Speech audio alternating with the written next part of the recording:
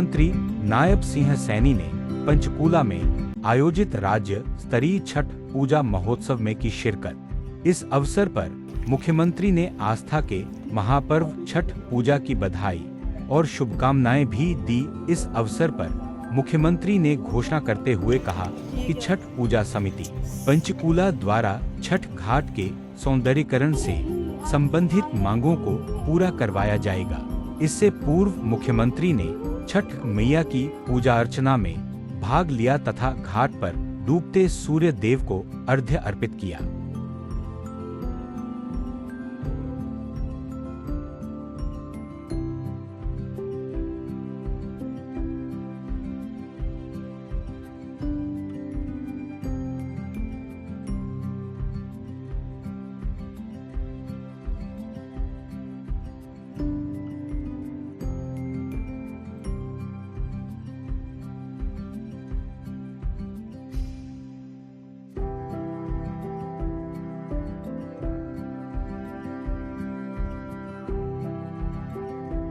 क्या कहना चाहिए?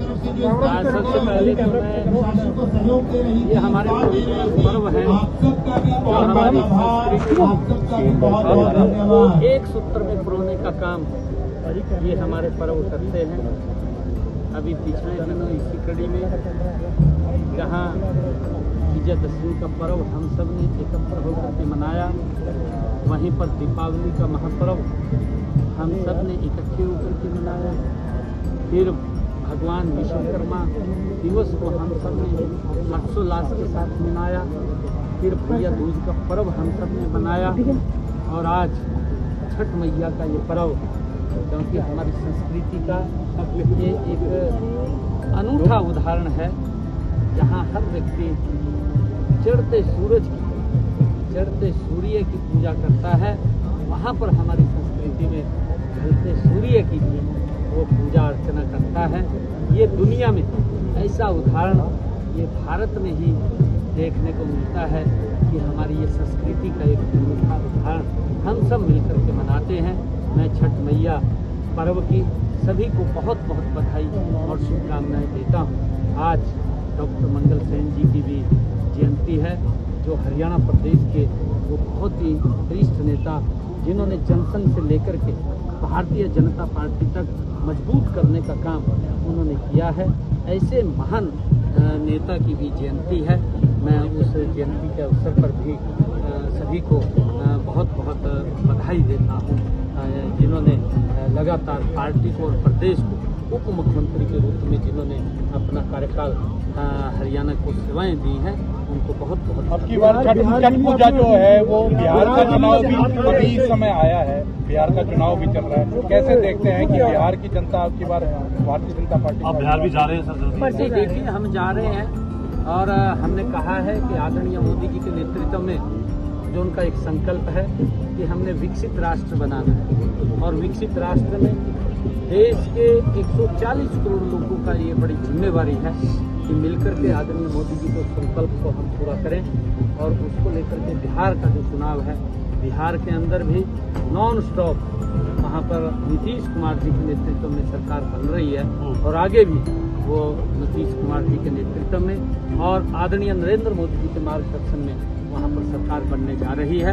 लोगों ने मन बना लिया है और क्योंकि लगातार मोदी जी के नेतृत्व में एक सशक्त भारत, मजबूत भारत आज खड़ा हो रहा है और उसको लेकर के क्योंकि चुनाव में बहुत सारे वहाँ पर जो काम किए हैं, जो विकास के कार्य किए हैं, लोग उस बात को समझ रहे हैं और समझ करके, क्योंकि जो वहाँ पर कांग्रेस और जनता दल का जो शासन रहा है वो अराजकता का शासन रहा, जंगल का राज का शासन रहा है, वो भय का शासन रहा है।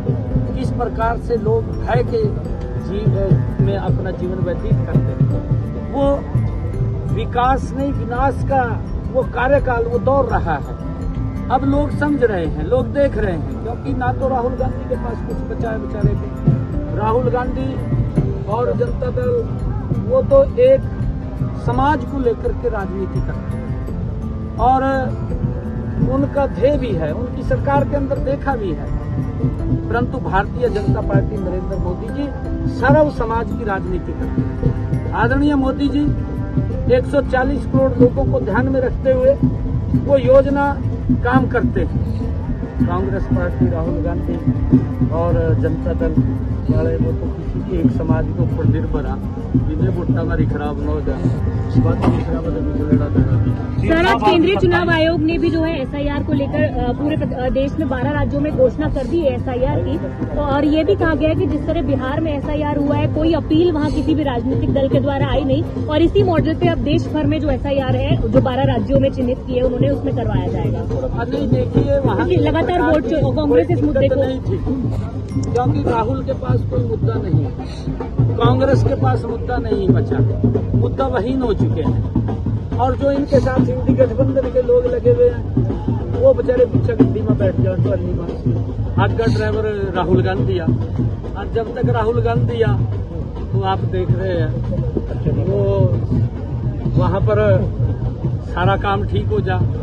जब राहुल गांधी ने पीछा इंडी गठबंधन के नेता पीछा बैठाए रखे, जब राहुल गांधी का मुद्दा नहीं पीछा तो कुछ नहीं, पीछा तो जय जयकार करने वाले हैं। और मैं भी बस कुछ नेता हैं जो इंडी गठबंधन के हैं, क्योंकि आप देखते हैं कि राहुल गांधी पहले तो बोलता था कि ईवीएम खराब है, ईवीएम को गाली देता था, और इंडी गठबंधन वाले भी गाली देते थे, क्योंकि राहुल देता था फिर मैं भी लग जाता, बेचारे देना उनकी मजबूरी थी। और फिर कहने लगा कि कहा संविधान को खतरा हो गया।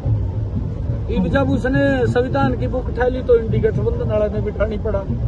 ये वो है तो कुछ नहीं था, वो उसकी भी आवाज निकल गई।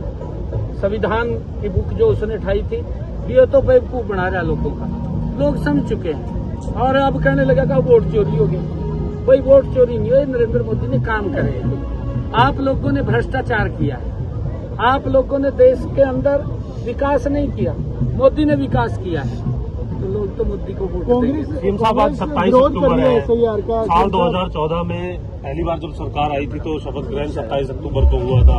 तो 2014 में जब पहली बार बीजेपी की सरकार बनी थी तो 27 अक्टूबर आज के दिन जो है शपथ ग्रहण पहला हुआ था। इसके बाद 2019 में 26 अक्टूबर को, और हमने देखा कि आपने 17 अक्टूबर को जो है शपथ ली थी। तीनों जो है कार्यकाल ट्रिपल इंजन की सरकार जिस तरीके से, क्योंकि अब निगम के अंदर भी सरकार है। अब आगे आगामी क्या कार्यक्रम रहेंगे, और प्रधानमंत्री का भी कोई कार्यक्रम जो है आगे प्रस्तावित है? नहीं रहेंगे नवंबर। प्रधानमंत्री जी हरियाणा को बहुत, मनोहर लाल जी आज बोल करके गए हैं कि चौथी बार भी बीजेपी की सरकार बनेगी हरियाणा में, क्योंकि नरेंद्र मोदी जी के नेतृत्व में हम गति से काम कर रहे हैं। मोदी जी की जो नीतियां हैं गरीब को मजबूत करने वाली नीति है, कांग्रेस की नीतियां हैं गरीब को खोखला करने वाली नीतियां हैं। और तो सजबाग दिखाते हैं, ऐसा कहते हैं ये करांगे वो करांगे, खुद पहाड़ निकला चूहा। गुरु तेग बहादुर जी के उनके प्रदेश अध्यक्ष पर सर चार्जशीट होगी है कांग्रेस के, उस पर उसको क्या कहेंगे सर? आप जो राव नरेंद्र है उसको लेकर के भी जिस तरीके से, भाई राहुल गांधी तो ऐसे आदमियों को प्रमोट करता है। ये बात को पता है, पीछा जब चुनाव के समय में उनका प्रत्याशी कह रहा था मैं पहला घर भरूंगा, और राहुल के कान में बात गई, राहुल के कान में गई तो सबसे पहला वहां जाकर बैठेगा, कहा हाँ ये आदमी बहुत अच्छा है, यहाँ से प्रचार शुरू करे। फिर वो प्रदेश का अध्यक्ष बना दिया, भी मास्टर है। गुरु तेग बहादुर जी के शहीदी दिवस पर कार्यक्रम हो रहे हैं, कैसे देखते हैं? 50 लोगों को फिर डिपोर्ट किया गया है, तो ये रुक नहीं रहा है और एजेंट पर कार्रवाई। देखिए, मैं अपने प्रदेश के युवाओं से आग्रह करना चाहूंगा कि गलत रास्ता अख्तियार न करें।